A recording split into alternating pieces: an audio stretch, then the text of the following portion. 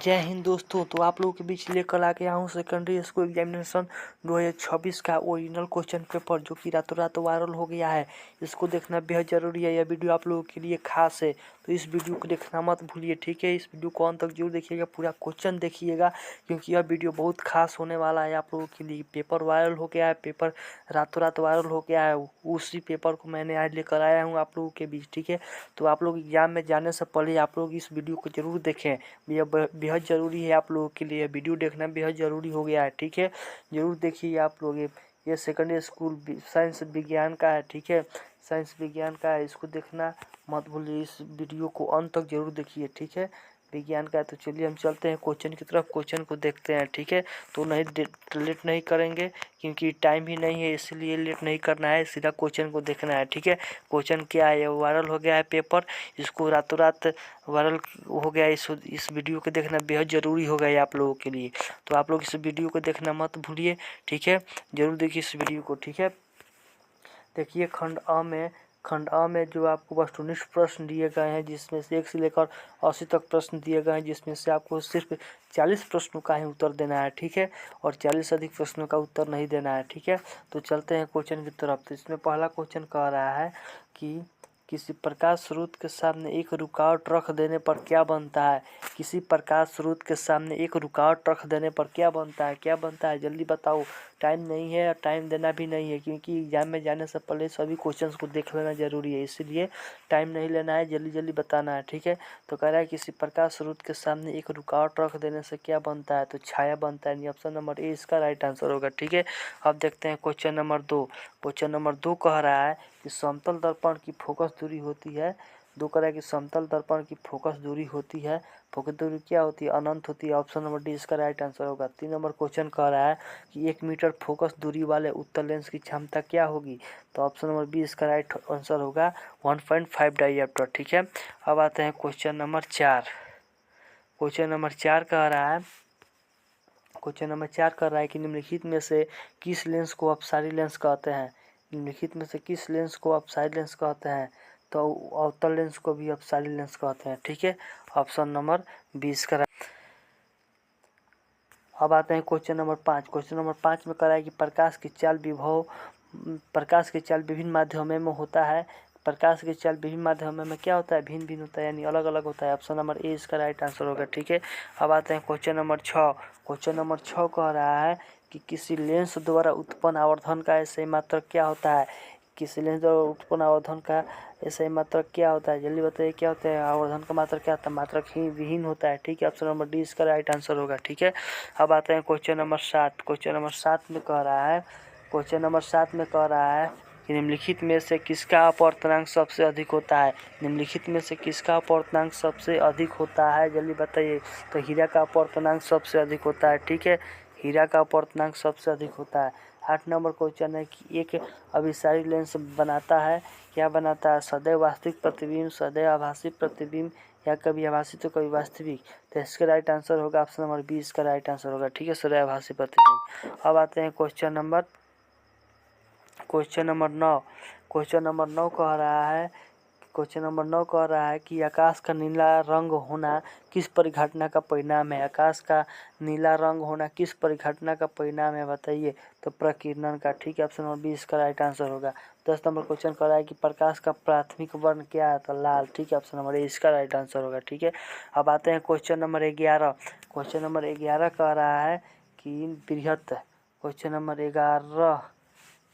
11 कह रहा है कि बृहद संख्या में प्रकाश सुग्राही कोशिकाएं कहाँ होती है। बृहद संख्या में प्रकाश सुग्राही कोशिकाएं कहाँ होती है? जल्दी बताइए। रेटिना में होती है, ठीक है। रेटिना में होती है। ऑप्शन नंबर सी इसका राइट आंसर होगा। 12 नंबर क्वेश्चन कह रहा है कि दूरदृष्टि दोष के उपचार के लिए किस लेंस का प्रयोग होता है। दूरदृष्टि दोष के उपचार के लिए किस लेंस का उपयोग होता है? जल्दी बताइए। अवतल लेंस का उपयोग होता है, ठीक है। ऑप्शन नंबर 20 का राइट आंसर होगा, ठीक है। अब आते हैं क्वेश्चन नंबर 13। क्वेश्चन नंबर 13 कह रहा है कि मानव नेत्र के लिए दृष्टि का अस्थायित्व होता है। मानव नेत्र के लिए दृष्टि का स्थायित्व तो क्या होता है, जल्दी बताइए। तो होता है 1/10 सेकेंड। ठीक है, ऑप्शन नंबर बी इसका राइट आंसर होगा। 14 नंबर क्वेश्चन कह रहा है कि निम्नलिखित में कौन सा मात्रक वाट के बराबर होता है, जूल प्रति सेकंड होता है, यानी बी इसका राइट आंसर होगा। ठीक है, क्वेश्चन को देखते रहिए, वीडियो को अंत तक देखिए क्योंकि बहुत ही इंपॉर्टेंट वीडियो होने वाला है। ठीक है, यह क्वेश्चन वायरल क्वेश्चन है, इसको देखना मत भूलिए। ठीक है, तो 15 नंबर क्वेश्चन कह रहा है कि 1 किलोवाट घंटा बराबर होता है किसके, 1 किलोवाट घंटा बराबर होता है 100 यूनिट के। ठीक है, ऑप्शन नंबर ए इसका राइट आंसर होगा। 16 नंबर क्वेश्चन कह रहा है कि विद्युत शक्ति का सही मात्रक क्या होता है, विद्युत शक्ति का सही मात्रक क्या होता है, वाट होता है। ऑप्शन नंबर बी इसका राइट आंसर होगा। ठीक है, अब आते हैं क्वेश्चन नंबर 17। क्वेश्चन नंबर 17 कह रहा है, क्वेश्चन नंबर 17 कह रहा है कि 1 किलोवाट बराबर होता है, 1 किलोवाट घंटा बराबर होता है कितने के बराबर होता है, तो 36 जूल का बराबर होता है। ऑप्शन नंबर ए इसका राइट आंसर होगा। ठीक है, अब आते हैं क्वेश्चन नंबर 18। क्वेश्चन नंबर 18 कह रहा है कि दाएं हाथ के अंगूठे के नियम को किसने प्रतिपादित किया, दाएं हाथ के अंगूठे के नियम किसने प्रतिपादित किया था, फ्लेमिंग ने। ठीक है, ऑप्शन नंबर सी का राइट आंसर होगा। 19 नंबर क्वेश्चन कर रहा है कि विद्युत फ्यूज विद्युत धारा के किस सिद्धांत पर कार्य करता है, विद्युत फ्यूज विद्युत धारा के किस प्रभाव पर काम करता है, तो चुंबकीय ऊष्मीय प्रभाव पर। ठीक, ऑप्शन नंबर सी इसका राइट आंसर होगा। ठीक है, अब आते हैं क्वेश्चन नंबर 20। क्वेश्चन नंबर 20 कह रहा है, क्वेश्चन नंबर 20 कह रहा है कि 1 एम बराबर होता है कितना के, 1 मिली एम्पियर बराबर होता है कितना के, तो ऑप्शन बी होगा 10⁻² एम्पियर के। ठीक है, इसका ऑप्शन नंबर 2 इसका राइट आंसर होगा। 21 नंबर क्वेश्चन कह रहा है कि प्रतिरोध का मान बढ़ाने के लिए प्रतिरोधकों को जोड़ा जाना चाहिए, पार्श्व क्रम में या श्रेणी क्रम में, श्रेणी क्रम में। ठीक है, ऑप्शन नंबर ए इसका राइट आंसर होगा। ठीक है, अब आते हैं क्वेश्चन नंबर 22। क्वेश्चन नंबर 22 कह रहा है, क्वेश्चन नंबर 22 कह रहा है कि इलेक्ट्रिक हीटर की कुंडली बनाने में किस पदार्थ का प्रयोग किया जाता है, किस पदार्थ का, नाइक्रोम के तार का पदार्थ का प्रयोग किया जाता है। ठीक है, ऑप्शन नंबर सी इसका राइट आंसर होगा। 23 नंबर क्वेश्चन कर रहा है कि निम्नलिखित में से कौन ग्लोबल वार्मिंग के लिए उत्तरदायी है, कौन है, जल्दी बताइए। तो CO2 कार्बन डाइऑक्साइड है। ठीक है, ऑप्शन नंबर डी इसका राइट आंसर होगा। ठीक है, अब आता है क्वेश्चन नंबर 24। क्वेश्चन नंबर 24 कह रहा है कि इनमें से कौन जीवाश्म ईंधन है, इसमें से जीवाश्म ईंधन कौन है, पेट्रोलियम, प्राकृतिक गैस, कोयला है, तो प्रयुक्त सभी होगा इसमें से। ऑप्शन नंबर डी इसका राइट आंसर होगा। ठीक है, अब आते हैं क्वेश्चन नंबर 25। क्वेश्चन नंबर 25 कह रहा है कि सूर्य तथा तारों द्वारा उत्सर्जित विशाल ऊर्जा का स्रोत क्या होता है, नाभिकीय विखंडन, नाभिकीय संलयन, नाभिकीय विखंडन। ऑप्शन नंबर ए इसका राइट आंसर होगा। ठीक है, अब आते हैं क्वेश्चन नंबर 26। क्वेश्चन नंबर 26 कह रहा है कि टिहरी बांध निर्माण का उद्देश्य क्या था, टिहरी बांध निर्माण का उद्देश्य क्या था, बिजली उत्पादन, भूमि सिंचाई, जल आपूर्ति, तो इसका राइट आंसर होगा ऑप्शन नंबर बी, बिजली उत्पादन। ठीक है, अब आते हैं क्वेश्चन नंबर 27। क्वेश्चन नंबर 27 कह रहा है कि खिलौना में किस सेल का उपयोग होता है, खिलौना में किस सेल का उपयोग होता है, तो सौर सेल का उपयोग होता है। ठीक है, ऑप्शन नंबर बी इसका राइट आंसर होगा। अब आते हैं क्वेश्चन नंबर 28। क्वेश्चन नंबर 28 कह रहा है कि जल में विद्युत अपघटन में कैथोड पर कौन सी गैस मुक्त होती है, कौन सी गैस मुक्त होती है, तो हाइड्रोजन। ठीक है, ऑप्शन नंबर सी इसका राइट आंसर होगा। ठीक है, अब आते हैं क्वेश्चन नंबर 29। क्वेश्चन नंबर 29 कह रहा है कि नीचे दी गई अभिक्रिया के संबंध में कौन सा कथन सत्य है, जल्दी बताइए। ZnO + Cu दिया है Zn + U, तो इसका उत्तर होगा ZnO उपचयित हो रहा है। ठीक है, ऑप्शन नंबर ए इसका राइट आंसर होगा। ठीक है, अब आते हैं क्वेश्चन नंबर 30। क्वेश्चन नंबर 30 कह रहा है कि जस्ता तथा तनु हाइड्रोक्लोरिक अम्ल की अभिक्रिया के फलस्वरूप निम्न में से कौन सा गैस बनता है, कौन सा गैस बनता है, जल्दी बताइए। SO2 बनता है सल। ठीक है, अब आते हैं क्वेश्चन नंबर 31।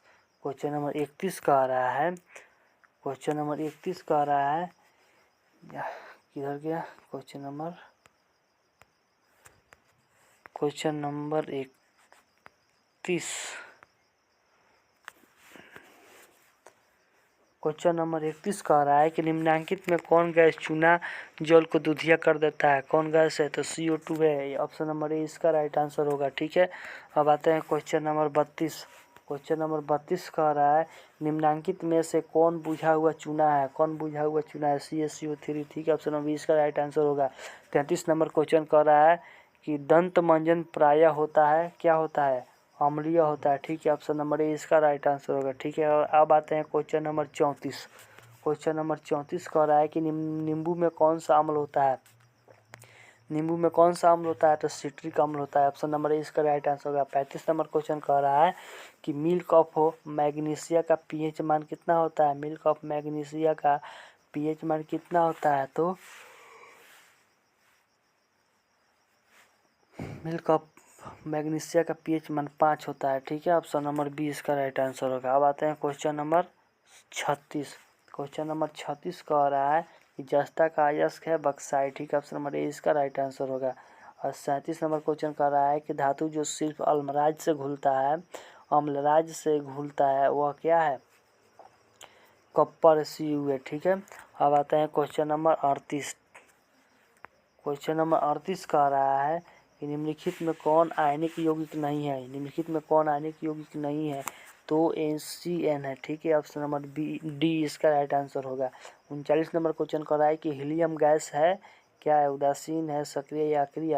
उदासीन है। ठीक है, अब आते हैं क्वेश्चन नंबर 40। क्वेश्चन नंबर 40 कह रहा है कि सबसे कठोर प्राकृतिक पदार्थ क्या है। सबसे कठोर प्राकृतिक पदार्थ क्या है? तो सबसे कठोर प्राकृतिक पदार्थ होगा आपका लोहा। ठीक है, ऑप्शन नंबर ए इसका राइट आंसर होगा। ठीक है, अब आता है क्वेश्चन नंबर 41। क्वेश्चन नंबर 41 कह रहा है कि बेंजीन का अणु सूत्र क्या होता है। CH4 होता है। ठीक है, अब आते हैं क्वेश्चन नंबर 42। क्वेश्चन नंबर 42 कह रहा है कि हाइड्रोजन के दो परमाणुओं के बीच कौन आबंध बनते हैं। त्रिआबंध बनते हैं। ठीक है, ऑप्शन नंबर ए इसका राइट आंसर होगा। 43 नंबर क्वेश्चन कर रहा है कि चूना जल का रासायनिक नाम क्या है। चूना जल का रासायनिक नाम क्या है? बुझा हुआ चूना। ठीक है, ऑप्शन नंबर ए इसका राइट आंसर होगा। अब आते हैं क्वेश्चन नंबर 44। क्वेश्चन नंबर 44 कह रहा है कि चीनी का रासायनिक सूत्र क्या होता है। C6H12O6 होता है, यानी ऑप्शन नंबर बी इसका राइट आंसर होगा। ठीक है, अब 45 नंबर क्वेश्चन कह रहा है निम्नलिखित में कौन सा कार्बनिक यौगिक सबसे अधिक अभिक्रियाशील है। C2H6 ऑप्शन नंबर ए इसका राइट आंसर होगा। ठीक है, अब आते हैं क्वेश्चन नंबर 46। क्वेश्चन नंबर 46 कह रहा है कि मेंडलीफ ने अपनी आवर्त सारणी तैयार करने के लिए कौन सा मापदंड अपनाया। न्यूट्रॉन संख्या। ऑप्शन नंबर ए इसका राइट आंसर होगा। ठीक है, अब आते हैं क्वेश्चन नंबर 47। क्वेश्चन नंबर 47 कह रहा है कि निम्नलिखित में कौन क्षार धातु नहीं है। निम्नलिखित में कौन क्षार धातु नहीं है? कौन क्षार धातु नहीं? तो एन ऑप्शन नंबर 20 का राइट आंसर होगा। ठीक है,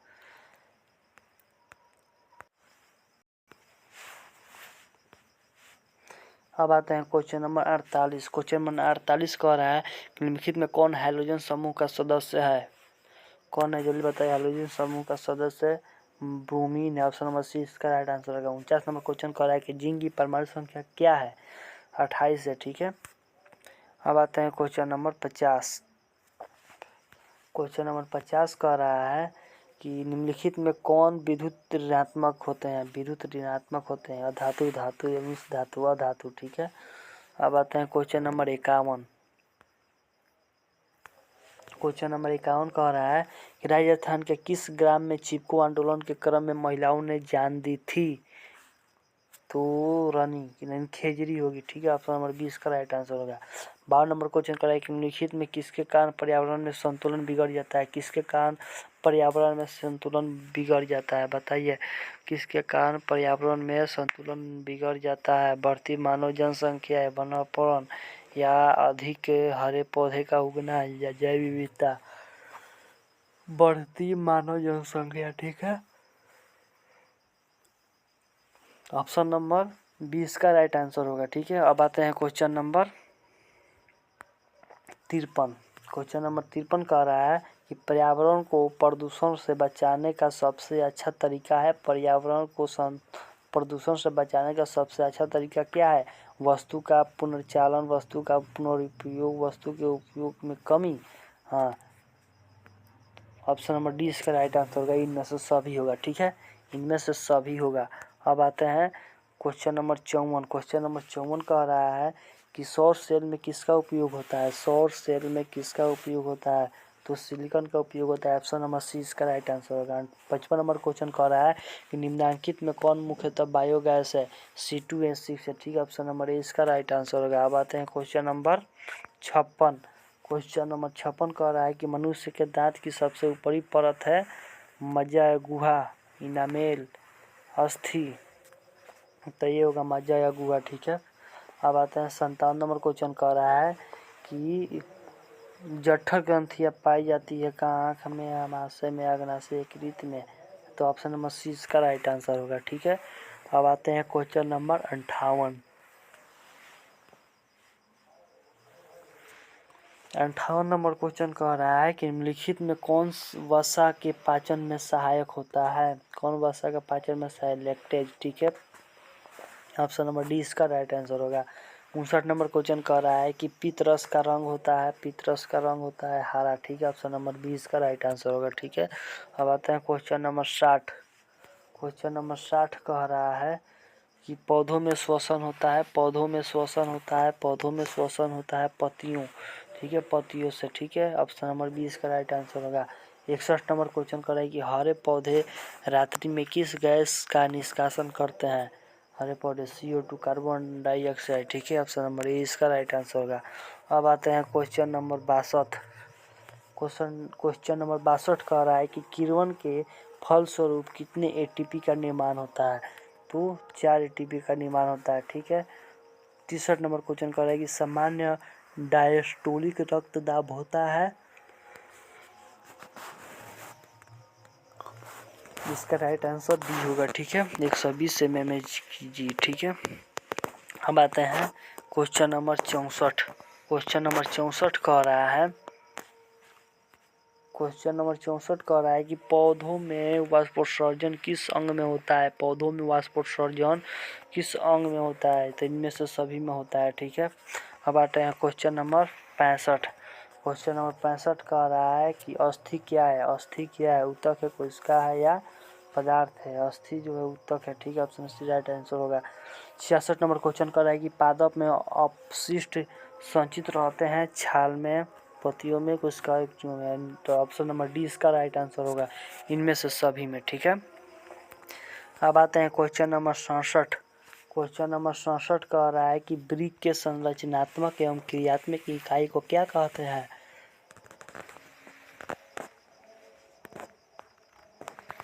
वृक्क के संरचनात्मक एवं क्रियात्मक इकाई को क्या कहते हैं? वुमेन संपुट कहते हैं, ठीक है, ऑप्शन नंबर डी इसका राइट आंसर होगा। 68 नंबर क्वेश्चन है कि पौधे के उत्सर्जी पदार्थ हैं गोंड, रेजिन होगा, ऑप्शन नंबर ए। उत्सर्जी पदार्थ नहीं, ऑप्शन नंबर डी इसका राइट आंसर होगा, ठीक है, सॉरी, इनमें से सभी होगा, ठीक है। अब आते हैं क्वेश्चन नंबर 69। क्वेश्चन नंबर 69 कह रहा है कि स्मरण शक्ति का मुख्य केंद्र है, स्मरण शक्ति का मुख्य केंद्र सेरिब्रम है, ठीक है। और 70 नंबर क्वेश्चन दिया है जड़ का अधोगामी वृद्धि कहलाता है जलानुवर्तन, ठीक है, इसका ए ऑप्शन नंबर ए इसका राइट आंसर होगा। 71 नंबर क्वेश्चन कह रहा है कि एस्ट्रोजन स्रावित होता है अंडाशय द्वारा, ठीक है, ठीक है, ऑप्शन नंबर सी इसका राइट आंसर होगा। 72 नंबर क्वेश्चन कह रहा है कि स्वपरागण निम्न में किन पौधों में होता है? स्वपरागण, स्वपरागण की एक लिंगी में होता है, ठीक है, ऑप्शन नंबर ए इसका राइट आंसर होगा। 73 नंबर क्वेश्चन कह रहा है कि गर्भाशय के किस भाग में भ्रूण विकसित होता है? किस भाग में? योनि में, ठीक है, ऑप्शन नंबर सी इसका राइट आंसर होगा। 74 नंबर क्वेश्चन कह रहा है, 74 नंबर क्वेश्चन कह रहा है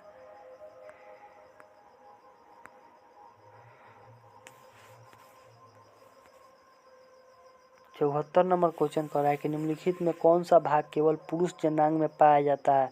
कौन सा भाग? तो इसका राइट आंसर होगा शुक्रवाहिका, ठीक है, ऑप्शन नंबर डी इसका राइट आंसर होगा। 75 नंबर क्वेश्चन का आनुवंशिकता का पिता किसे कहा जाता है? आनुवंशिकता का पिता किसे कहा जाता है? तो ग्रेगर जॉन मेंडल को। ऑप्शन नंबर 20 का राइट आंसर होगा। ठीक है, अब आते हैं क्वेश्चन नंबर 76। क्वेश्चन नंबर 76 का है कि मेंडल किस देश में ईसाइयों के एक मठ के पादरी थे? किस देश में, जल्दी बताइए। ऑस्ट्रिया इसका राइट आंसर होगा। ऑप्शन नंबर 20 का राइट आंसर होगा। ठीक है, अब आते हैं क्वेश्चन नंबर 77 का है कि इनमें कौन वर्गीकरण के सबसे ऊपरी पायदान पर अवस्थित है? तो गण। ठीक है, ऑप्शन नंबर 20 का राइट आंसर होगा। अब आते हैं क्वेश्चन नंबर 78। क्वेश्चन नंबर 78 कह रहा है कि सूक्ष्म उपभोक्ता का उदाहरण है। सूक्ष्म उपभोक्ता का उदाहरण है ए और बी दोनों। ठीक है, ऑप्शन नंबर 20 का राइट आंसर होगा। ठीक है, डी। 79 नंबर क्वेश्चन कह रहा है कि मांसाहारी जीवों को कहा जाता है, मांसाहारी जीवों को कहा जाता है प्राथमिक उपभोक्ता। ठीक है, प्राथमिक उपभोक्ता। अब आते हैं 80 नंबर क्वेश्चन कह रहा है, 80 नंबर क्वेश्चन कह रहा है कि खाद्य श्रृंखला के प्रत्येक पोषी स्तर पर कुल ऊर्जा का कितना प्रतिशत अगले पोषी स्तर को स्थानांतरित होता है? तो 0.1%, यानी ऑप्शन ए इसका राइट आंसर होगा। ठीक है, तो ये वीडियो कैसा लगा आप लोगों को कमेंट में जरूर बताइए, और एग्ज़ाम में जाते वक्त ये इस क्वेश्चन को रट कर जाइए 1-2 बार और पूरा क्वेश्चन बना कर आइएगा। ठीक है, तब तक के लिए जय हिंद।